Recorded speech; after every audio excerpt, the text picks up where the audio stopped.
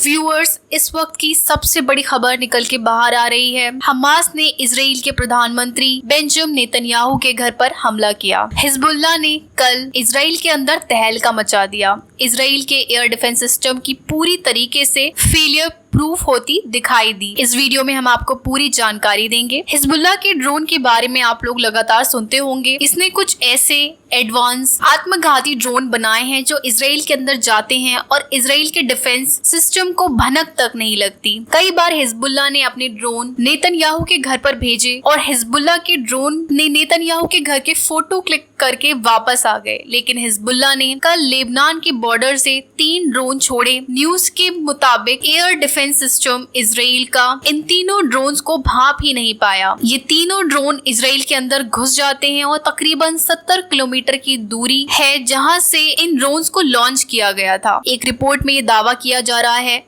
कि एक ड्रोन को इजरायली डिफेंस सिस्टम ने मार दिया था, लेकिन 2 ड्रोन इजराइल के अंदर घुसने में कामयाब हो गए। और एक रिपोर्ट में ये भी बात सामने आ रही है कि 2 ड्रोन को मार दिया गया था, सिर्फ एक ही ड्रोन था जो इजराइल के अंदर घुस पाया था। जो ड्रोन इजराइल के अंदर घुसा था उसने तहलका मचा दिया है। एयर डिफेंस सिस्टम को चकमा देकर वो ड्रोन इजराइल के अंदर घुसा। इजराइल को की भनक भी नहीं हुई। इजराइल की सेना ने देखा कि एक ड्रोन बहुत तेजी के साथ हमारे देश के अंदर आ रहा है। इजराइल की सेना ने अपना अपाचे हेलीकॉप्टर उड़ा दिया और उसे ड्रोन को मारने के लिए अपाचे हेलीकॉप्टर ड्रोन के पास पहुंचता है, लेकिन ड्रोन उस हेलीकॉप्टर को भी चकमा देने में कामयाब हो जाता है। और अंदर एक इलाका है केसरिया नाम का। केसरिया इलाके में जाकर एक बिल्डिंग को हिट कर देता है। केसरिया में मौजूद ये ड्रोन एक बिल्डिंग को जाकर हिट करता है और ड्रोन ब्लास्ट हो जाता है और वहाँ पर एक बड़ा धमाका होता है। और ये बिल्डिंग किसी और की नहीं बल्कि बेंजामिन नेतन्याहू का विला था, जहाँ पर नेतन्याहू अपनी पत्नी के साथ रहते हैं। केसरिया में मौजूद बेंजामिन नेतन्याहू के विला पर जाकर हिजबुल्लाह के ड्रोन ने ब्लास्ट किया। इजरायली मीडिया की रिपोर्ट्स के मुताबिक जैसे ही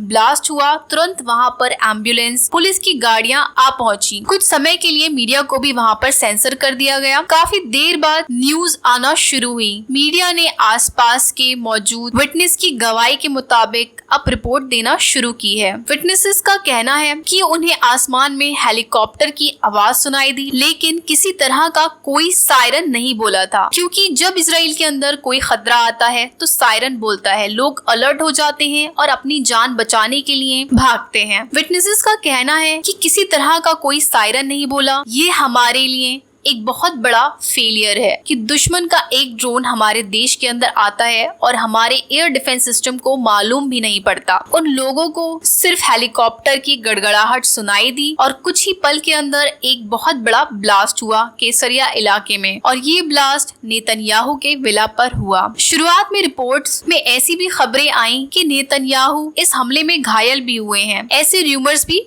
फैल रहे थे, लेकिन अब इजरायली सिक्योरिटी सोर्सेज ने इस बात को कंफर्म किया है कि हमला हुआ है, लेकिन नेतन्याहू घर पर नहीं थे और ना ही उनकी पत्नी उस वक्त घर पर मौजूद थी। हालांकि अभी भी नेतन्याहू सामने नहीं आए हैं। नेतन्याहू इस वक्त कहाँ हैं? इजरायली मीडिया भी इस बात की जानकारी नहीं दे पा रही है, लेकिन ये बहुत बड़ी कामयाबी हिजबुल्लाह को मिली है कि उसका एक ड्रोन नेतन्याहू के घर पर जाकर हिट कर देता है। यहाँ एक चीज का आप अंदाजा लगा सकते हैं कि इजराइल के पास अब उस तरह की ताकत नहीं बची है जिस तरह की ताकत उसकी शुरुआती दिनों में देखने को मिली थी। एक ड्रोन को इंटरसेप्ट नहीं कर पा रहा है इजराइल का एयर डिफेंस सिस्टम। इजराइल की ये बहुत बड़ी नाकामी है। बाकी आप लोगों का इस बारे में क्या राय है? अपनी राय का इजहार कमेंट सेक्शन में जरूर करें। वीडियो पसंद आई हो तो वीडियो को दिल से लाइक करें। मिलते हैं आपसे नेक्स्ट वीडियो में, तब तक के लिए अल्लाह हाफिज।